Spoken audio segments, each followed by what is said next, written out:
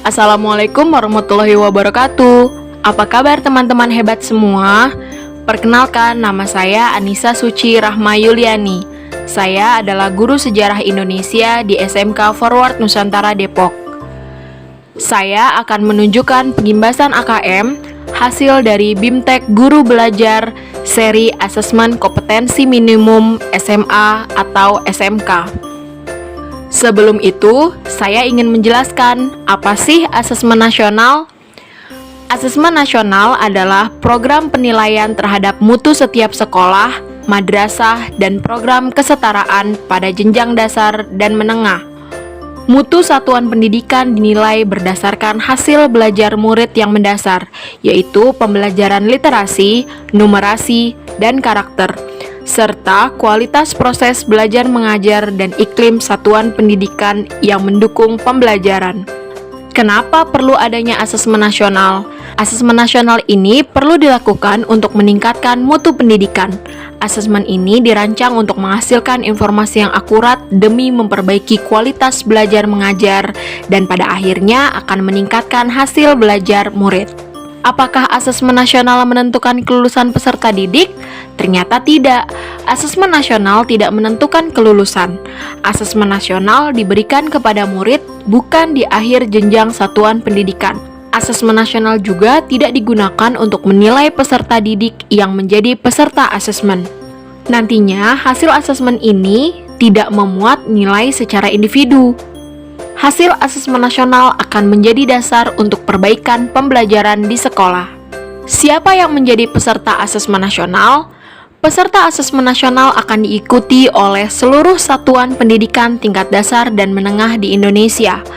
Asesmen nasional akan diikuti oleh sebagian peserta didik di kelas 5 SD, 8 SMP, dan 11 SMA atau SMK yang dipilih secara acak oleh pemerintah. Untuk pendidikan kesetaraan, peserta asesmen nasional adalah peserta didik pada akhir jenjang, yaitu kelas 6 program paket A atau ULA, kelas 9 program paket B atau WUSTA, dan kelas 12 program paket C atau ULIA yang telah memenuhi persyaratan.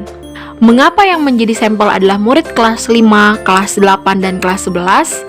Hasil asesmen nasional diharapkan bisa menjadi dasar untuk dilakukannya perbaikan dalam sistem pembelajaran.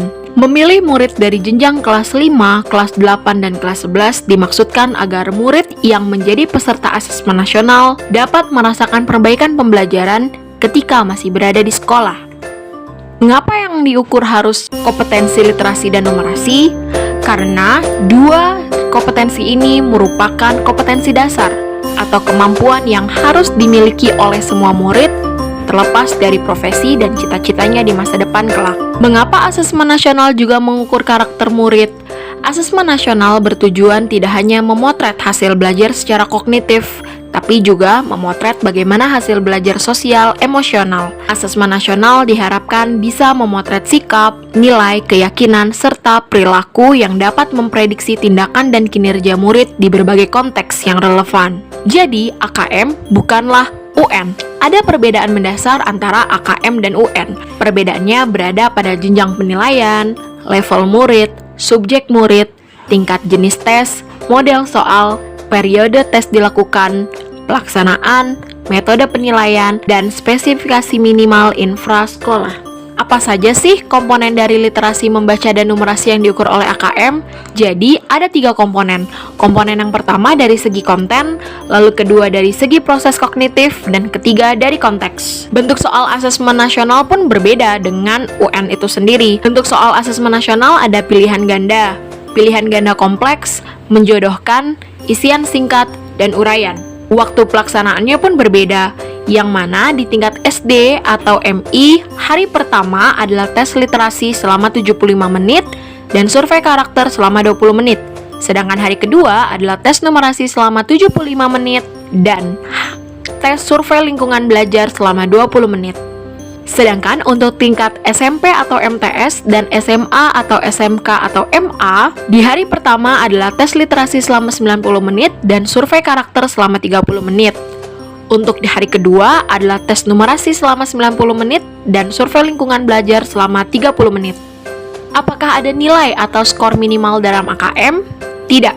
AKM melaporkan presentasi murid dalam setiap level kompetensi dan diharapkan semua murid dapat mencapai level kompetensi cakap atau mahir. Apakah murid yang mengikuti AKM akan mengetahui hasilnya? Tidak, karena setiap murid yang mengikuti AKM hasilnya akan diberikan kepada setiap guru, yang mana guru-guru itu akan memetakan kemampuan murid dan hasilnya adalah pelaporan pada level sekolah, bukan level individu. Apa tindak lanjut dari sekolah dengan hasil AKM? Sekolah diharapkan mampu untuk merefleksikan hasil AKM dalam pembelajaran sehingga guru-guru mampu menerapkan teaching at the right level, serta fokus membangun kompetensi berdasarkan karakter murid. Sedangkan laporan sekolah yang berkaitan dengan iklim belajar dan iklim satuan pendidikan diharapkan ditindaklanjuti manajemen sekolah untuk menyusun dan melaksanakan pemrograman sekolah yang mendorong terciptanya iklim belajar yang positif dan kondusif. Dan berikut adalah hasil dokumentasi saya dalam pengimbasan AKM. Kebetulan saat ini di sekolah saya, guru-guru diminta menjalankan program pembelajaran secara daring atau online. Sehingga guru-guru di sekolah saya berikan jadwal masing-masing untuk nantinya bisa mendapatkan pengimbasan AKM yang saya buat. Selain menjelaskan apa itu AKM, saya juga membantu guru-guru untuk mendaftarkan diri mereka dalam akun SIM PKB untuk mengikuti BIMTEK seri Asesmen Nasional dan seri-seri pembelajaran lainnya. Saya berharap semakin banyak guru yang mengetahui dan memahami apa itu AKM juga akan membantu dalam perbaikan sistem pendidikan di sekolah ke depannya. Sekian pengimbasan AKM yang saya lakukan, semoga bermanfaat. Terima kasih. Assalamualaikum warahmatullahi wabarakatuh. Sampai bertemu lagi teman-teman hebat.